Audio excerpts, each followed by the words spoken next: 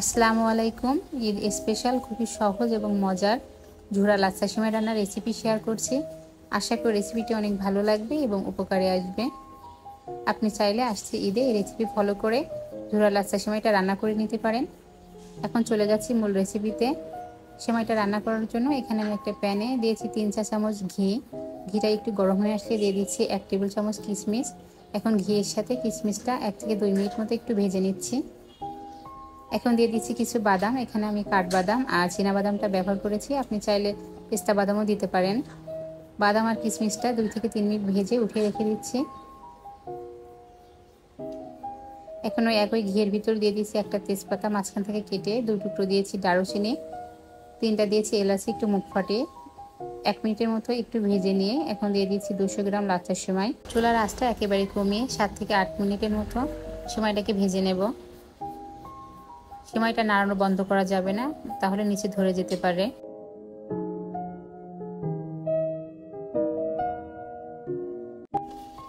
সেমাইয়ের কালারটা কিছুটা চেঞ্জ হয়ে আসা পর্যন্ত সেমাইটা ভেজে নেব।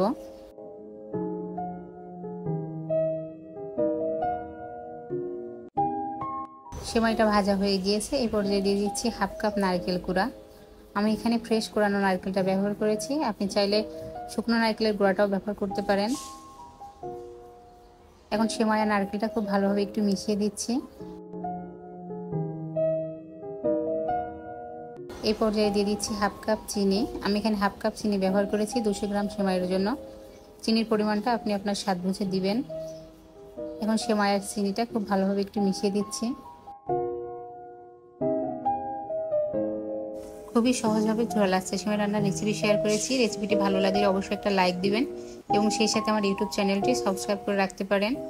আর কোনো প্রশ্ন থাকলে কমেন্ট করে অবশ্যই জানাবেন। এখন দিয়ে দিচ্ছি সামান্য একটু লবণ। মিষ্টি খাবারে লবণ পছন্দ না করলে বাদ দিতে পারেন। দিয়েছি 2 টেবিল চামচ গুঁড়া দুধ। সবকিছু আবারও একটু মিশিয়ে নিচ্ছি।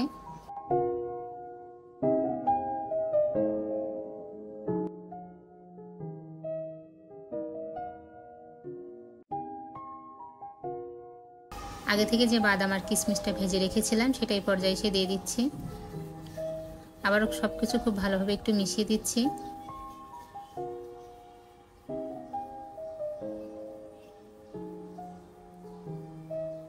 বাদাম আর কিশমিশটা দিয়ে মোটামুটি 2 থেকে 3 মিনিট মতো রান্না করে নিয়েই নামিয়ে নেব। খুবই সহজে তৈরি হয়ে গেল আমাদের ঝোলা লাচ্ছা সেমাই। আজ এ পর্যন্তই। সবাই ভালো থাকবেন, সুস্থ থাকবেন। আল্লাহ হাফেজ।